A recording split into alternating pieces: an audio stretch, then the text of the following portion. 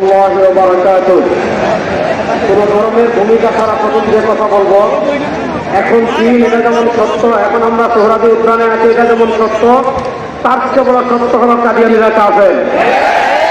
বাংলাদেশে আমাদের স্পষ্ট কথা, কাদিয়ানীরা কাফের। কাদিয়ানীদেরকে যারা কাফের মানবে না তারাও কাফের। কাদিয়ানীদের পক্ষে টিভি টকশোতে যারা দালালি করবে তারাও কাফের। কাদিয়ানীদের পক্ষে যারা সংসদে দালালি করবে তারাও কাফের। বাংলাদেশের ইঞ্জিনিয়ারিং গভর্নমেন্ট এবং আগামীতে যারা ক্ষমতা আসবেন তাদেরকে আমরা আজকে সোহরাওয়ার্দী উদ্যান থেকে 1 নম্বর সতর্কতা সংকেত দিচ্ছি।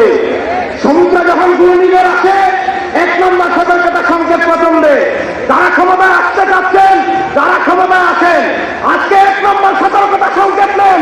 আগামীতে বাংলাদেশে এমন ভূমিকম্প তৈরি হবে, যদি কাদিয়ানীদেরকে কাফের ঘোষণা না দেন, বাংলাদেশ তাদেরকে বঙ্গোপসাগরে ভাসিয়ে দেওয়া হবে। সর্বশেষ কথা আমি বলে আপনাদের থেকে বিদায় নেব।